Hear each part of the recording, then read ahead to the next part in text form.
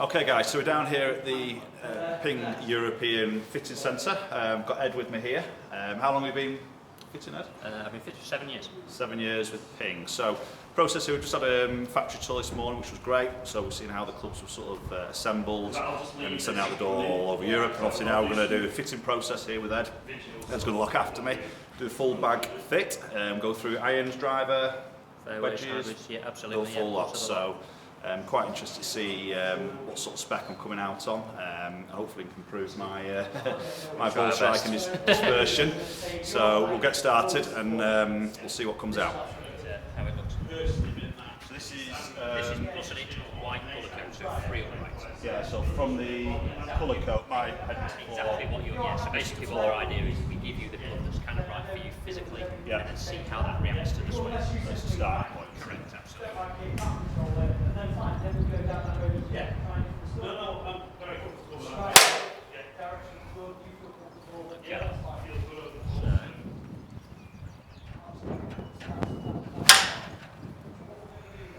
Okay, so that's silver light there now, and that's moved that more central? Absolutely, Yeah. yeah. Getting that mark nicely in the middle. Yeah. This time we're delivering the club nice and flat. So what's the benefits of then obviously getting that strike more central? What can that change in terms of ball flight? And ultimately what it's going to help improve is to deliver the strike in the middle. Okay, Yeah. if we're delivering the club a little bit heel or toe down, okay, it would certainly indicate where he's going to strike that ball out the club face. Yeah. Okay, it also helps with face plane tilt and how loft can open or close the club face. So when it's sitting on the heel, the face is essentially shut. When we're sitting on the toe, the face is essentially open. So by at least sitting it flat to the floor, we eliminate that, trying to keep the face as square as we can through impact. Yeah, good. Okay, so we've got TrackMan set up down here now, so we're going to hit some shots, get some numbers on TrackMan, measure it. So what Ed's done there is given me silver colour code there, which is 4 upright, 4 degrees upright there, which has got the strike pattern quite central in the sole there, so inch longer, and got the, starting off in the eye blade head here, that's the sort of head that I like, the sort of look of here, so ready to go? Ready when you are.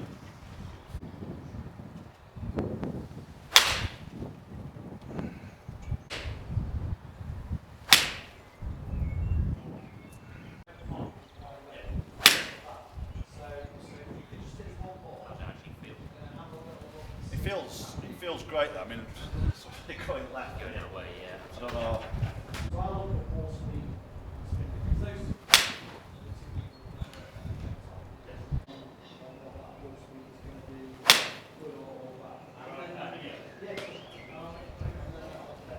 So I guess you kind of understand all of these data and bits and bobs from Yeah, okay, how bad is this telling me I am? Well, there's room for improvement. There's always room for improvement. Okay, we're basically going to work off an average. All right, you've kind of hit half a dozen shots. Okay, we're going to work off the average of those. These numbers I've got sitting down the bottom of the screen are going to give us an indication of what that kind of shot would tend to look like. Okay.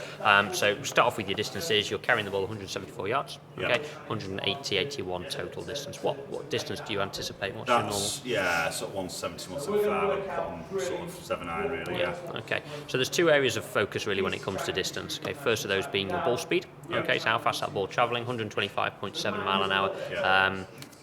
General rule, obviously, the higher the better. You know, the faster we can get that ball coming off the face, the further it should really send it. It doesn't really suggest I want you to hit it harder. Okay, we need to keep making the swing. So the club head speed sitting over here, ideally that can remain constant throughout the process. Okay, so you can just keep making the same swing, keeping the same hit. The idea is to maximise on the speed that the ball's coming off that club face. So more a measure of an improvement of efficiency than anything else. Okay.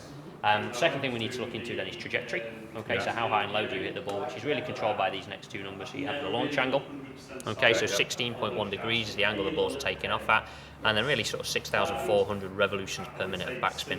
That's going to control how the ball climbs. So the more spin you can generate, the higher it's going to climb and lift into the air. What's the less the number spin. would you say is the right number, wrong number? Well, the best thing we can do is use something on here that's called an optimizer, which is this screen. This kind of takes the club head speed and the delivery of the club on impact and really indicates what numbers we should be working to achieve. Okay, so it actually tells us what your optimum yardage is. Okay, and then kind of how we achieve that. So this is saying that your optimum carry distance sits at 177 yards. Okay, your current average of 174 yards. Okay, so we're not a million miles. No, not far off at all. Okay, the numbers in these little orange tags are the actual numbers you're generating. Okay, so for example, your ball speed of 125.7, your launch angle of 16.1, your spin rate of 6,400. Now the little blue sections of each scale and the numbers around there kind of suggest that's where those should be. Okay? Right, okay. So your ball speed would optimise really anywhere between 127, maybe 130, 131. Yeah. Okay, So a couple of strikes and they're a little bit fat, so that. yeah, absolutely, that's going to influence ball speed certainly. But if we can try and improve a little bit of that, okay, then yes, the potential is we just close that distance gap. Okay, but as you can see, launch angle and spin rate actually pretty good. Okay, so saying what's the right kind of spin, we're sitting in a good zone for someone of your kind of club head speed. Yeah. Okay, so. In some cases, it's not necessarily massive improving in the numbers, but more maintaining them. Okay, so maintain the trajectory that you're seeing, but improve the speed. Okay, just to help gain a little bit of yardage. Main focus really would want to become on things like your dispersion. Okay, so actually where are the balls finishing? Relative to your target line, which is sort of the line down the centre of the screen, and how consistent is that outcome? Okay, so if we can shift this circle a little bit to the right and make that smaller, then great. Obviously, a lot of that element is me as well, my delivery. As always, as always. Do you work miracles or not? I'll try my best. That's all I can say. Okay, so we'll grab a few different shafts. We'll have a little go at Cool. kind of a variety of those and see what we get. Yeah, super. Okay. So what's that shaft that you're doing first? So that was the KBS tour in an extra stiff, which is what you Same as currently what play I've in got your in my irons. Yeah, so that's kind of just setting the benchmark really subject to what you're currently using. Okay, and what's Okay, this with? so this is the Project X LZ 6.5. Okay. Or half a dozen a year. What sort of characteristics does this shaft do So compared it's a to? little bit lighter than what we're used to. Okay. Yeah. Potentially, I want to see what that might do to your general control and feel more than anything. Yeah. Theory said this might hit it a little bit higher, but we'll kind of see what happens on that one. But it's more a feel concept I'm interested in at the moment. Okay, cool. Okay. That last shot you hit, yes, 114. It's an X and a 114. Gives it away when we pass it on. Yeah. But obviously it's a lot lighter than what you get. So I always feel. Right, so best thing to do is look towards the top of the screen where you can actually get your comparisons between the two shots. Okay, so the first shot being the KBS Tour X, the data sits on the top, the Project X LZ sits just below. So you can see a slight drop in club head speed. Absolutely no reason really from the club's perspective of why that happened. Yeah. Okay, unless it just felt a little bit different. What we really need to look into is the response from the ball. So where you had a ball speed of 125.7, we're now seeing 123.2. So a little bit of a drop there. However, okay, if we look into smash factor, okay, which is simply the ratio of club head speed to ball speed, you'll see both sit the same. Therefore, the general reason we're losing ball speed is due to the loss of club head speed. Yeah, nothing else to it. Okay. Now ball flight is slightly higher. We can see his launch angle's gone from 16.1 to 17.1. Spin rates remain very much the same, which means the ball's climbing at a very consistent rate, just starting a little bit higher. Okay. Combination is going to take a few yards away. Okay. Now what we'll do is in a second is we'll look into that optimizer. Because you've swung the club slightly slower, that optimum distance will come down. We'll look at where 170 sits relevant to that. Okay. Before we do, if we look at the dispersion patterns, okay, we can see that yellow circle is certainly nearer the target line. Starting to get okay, there, yeah. Absolutely, which is a little bit better, and compacting in top to bottom, which kind of suggests then that your distance control was slightly more constant as well. Yeah. Okay. So based on optimizing. Okay, so optimum for the hit will be 173. Okay, we're sitting at 170, so again we're not far out. Ball flight still looking very strong, still just a fraction down on that ball speed. Okay, but otherwise, yeah, we're starting to look pretty good there. What factors could get that ball speed up then? Obviously, So, strike. Ball speed is definitely affected by strike. Yeah. It's also affected by sort of spin loft. Okay, so how you deliver the attack angle and the dynamic loft together. Yeah. Okay, because one thing that will influence is the compression rate of the ball. Okay, so it's potentially suggesting we deliver the club a little high in the loft value. Okay, which is kind of increasing the spin loft there and weakening the compression. Okay, Yeah. as a result of that, the ball just comes off the face of fractions slow.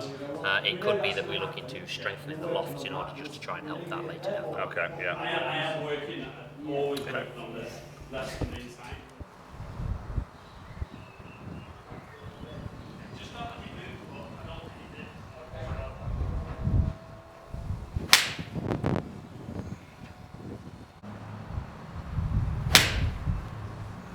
Because I've stayed away from heavy over the last few years, whether it's once a week, once a month. Yeah, it might be.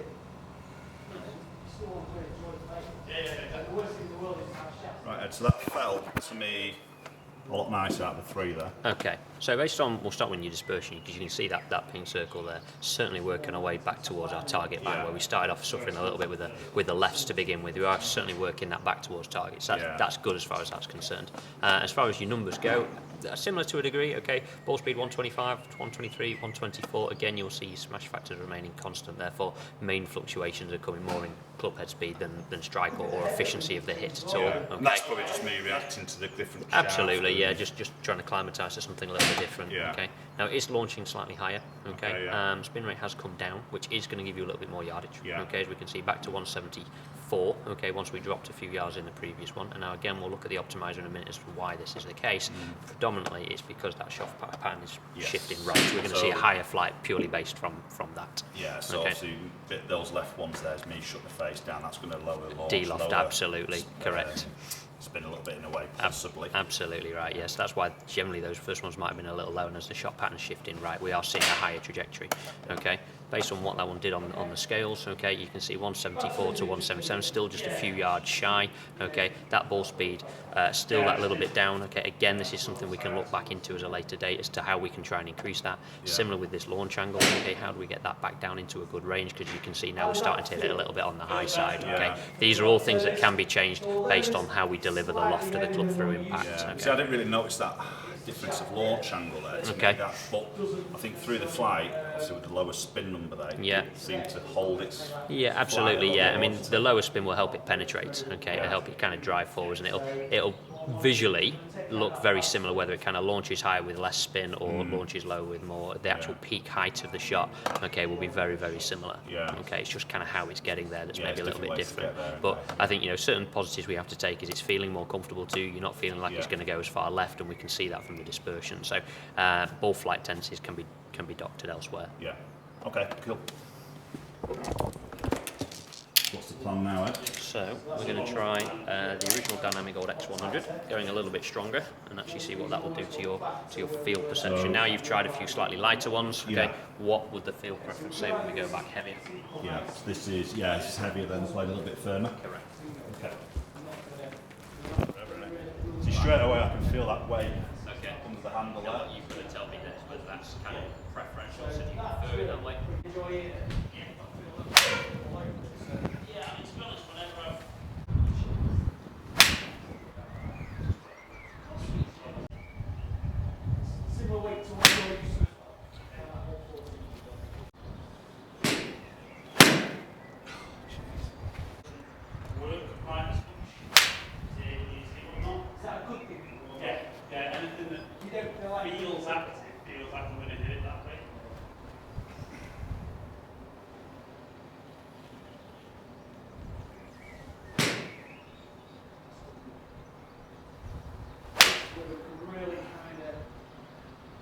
Okay, so back to numbers. I mean, numbers aren't looking too dissimilar really. Ball speed's just dropped a fraction from where we were, but again, you can see how consistent that smash factor is. So those variations here keep coming really from variations in club head speed. Launch angle and spin rate have both kind of dropped from that previous one. Okay, sending that ball out there just a few yards further. Because of that spin number. Correct, because of the spin. So the ball's basically penetrating far stronger with this spin rate.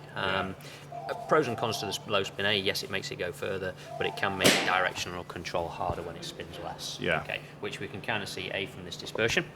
Okay, and certainly again the tendency to hit a few over to that left-hand side. Okay, we know that's the bad shot. We just seem to be getting it a little bit more with one of those. That's as bad as I've hit it for a long time. Okay. And I think through customers I get through the door in terms of like they come in and might just have a little bit of a nightmare in a fitting session, and they think, well, it's no good me getting fitted because I'm hitting the ball so poorly, but I think in a way it's not a bad thing, is it? No, I always say to my customer, it's good for you to show us your bad shots. Yeah. Okay? 'Cause if you stand here and hit everything perfectly, it makes it difficult. We want to see what bad shots you hit, because then we can try and find ways of rectifying them. Learn why you hit the shot that goes wrong, what do you do differently, what's causing it. And we can make suggestions to try and help combat that. So it's not a bad thing to hit poor shots in this environment. Okay.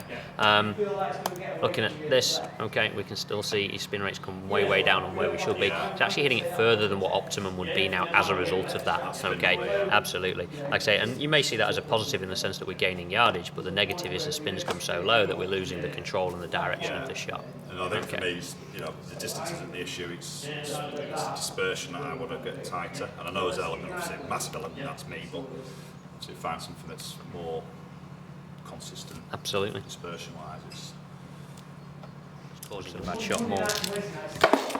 Yeah, it's interesting to like say that down at gold at 130 grams. KBS Tour is what, 130? Yeah, and then the two that I've hit more left into it. So lighter one, which is sort of sometimes you think the heavier the shaft, the less left. You would, absolutely. But what it can really cause is you to have to kind of work too hard in the swing. Yeah. So trying really hard to make that shaft perform, and that's where the errant shots come So I from. could feel that way. Yeah. Especially that last time. Absolutely. It's like, that felt a bit hard work to me. Absolutely.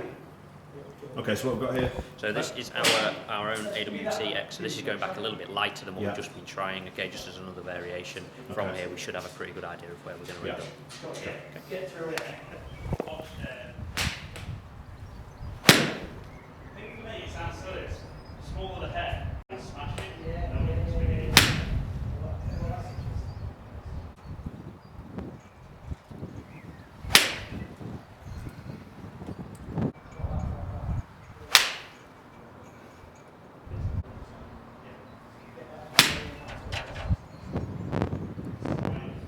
Okay, Ed, show me some good numbers. So that was pretty good. I mean, ball speed you can see 124.4, okay, which is almost as high as we had. For the first time, we've actually seen a slight increase in smash factor as well, which is great. So 37. Yeah, absolutely. I mean, it's only a little bit, but it just indicates a slight efficiency improvement, okay, based on strike tendencies and so forth. So that's great for us. We're pitching this at 175, okay, so we may be squeezing another yard or two out of some of these shots that we've had, okay.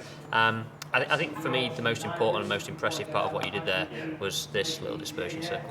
Okay, we can really see not only going back towards the target line, okay, but actually how much more consistent that was over the others. Absolutely, and you know, at trying to get scores down, okay, improve your scoring ability, it's really reducing the variation. I think that's important because I think a lot of golfers will look left to right dispersion, but I think equally front to back is absolutely. You've got that bunker to carry on the green. Correct. Or having a predictable yardage is key, really. Yeah, absolutely. Okay, so finally just going to this. Okay, we can see absolutely spot on the number as far as those.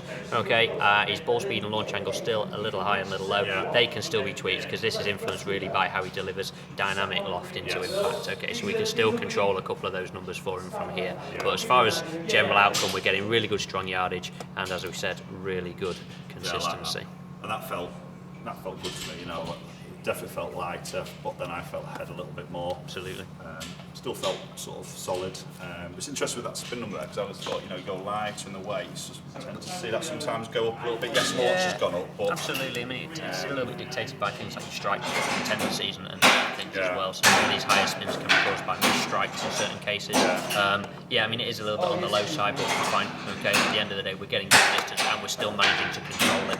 If we were out of control, okay, with that dispersion, then that spin would probably concern us a little bit. Right, so I think we're there with the iron. Ed, do you feel happy with the way you've got this? So just give us a little rundown as to how we've got into this sort of spec then, just from what we've tried. So we've done his static fit at the start with length and lie angle and tested that on the strike board. We came up with silver colour code just to try and relieve the strike a little bit from off the toe end. So we've gone silver, which is a little bit more right than what your static said. Yeah, absolutely. Just to try and get that strike a little bit more central. Having tested a few different shafts, variance in weights. Again, all been extra stiff shafts. That's really based on his speed and strength of the delivery. But slight variances in weights. We found that generally something a little bit lighter and easier to control. Yeah, it made a difference that. The heavier ones were maybe feeling a little harder work and harder to disperse. I think that felt like I had to sort of work it a little bit more, which absolutely brought in that left shot. Player feedback's vital at that. You'll get a good perception of how you feel with it as a player, and just kind of what the data's giving. Yeah, and I think it goes against a little bit sometimes what guys think the stiffer the shaft, the less left it would sort of go in theory. And possibly for some players it may do that, but I think as a weight-wise and balance-wise, that felt really quite quite comfortable to me, and obviously Yeah, the data stacked up. The only thing like I said I would change would be just that power setting. Okay, so Yeah, it's so taking maybe a little bit of loft off the glove face and control power spec, and that's just helped control the slightly high launch that we finished with, and also just increase a little bit of ball speed off the face. Okay, cool. So we're a Silverlight, we're AWT 2.0 in X, inch longer. Right, okay, so we've just done a fitting there with Ed, been superb. Ed's really looked after me there. Really good sort of setup here in the studios here at Ping, and you know, it's a great service for any of you guys wanting to come down and get fitted. Obviously, you've got to book it through a fitting account, so maybe your local pro if it's a Ping stockist, then he can book all this in for you. You can come down, utilise these guys' experience here. Obviously, you know, they've got every sort of option available for you guys to hit, and you know, really go through that fitting process. So interesting fit there, you know, eye blade there, quite a surprise on the shaft, to be honest. I didn't think I'd go into something as light as that, but it felt really good, and the dispersion numbers were really sort of tight there, which is obviously, you know, important when you're hitting into those tight sort of flag positions. So but they felt really good as well. Really enjoyed that. It's a great experience. I think, you know, just adds again, maybe if you guys come down here and get fit, it's just a great experience. The Ping guys really look after you. They make you feel really welcome, really very much at ease, and a really great sort of process to go through. So we're pretty much done here. I'm going to nip back to the factory now, possibly jump onto the tour truck. I might just do a separate video there, give you a little bit of a guide around the tour truck, which obviously follows the staff players around Europe for the European Tour events, and then back to it, and then possibly we're playing golf in the morning, hopefully, if the weather's okay. So may do another little on-course vlog there. Okay, guys, so thanks very much for watching. I hope you enjoyed this little insight here, the fitting process here down at Ping Europe here in Gainsborough. Great facility, very much recommend it. Do get yourselves down, and the product's great. So who knows, it could be possibly a new bag for me, maybe. Let's see. Okay, thanks for watching, guys. Hit that subscribe button, and we'll catch up with you all very soon.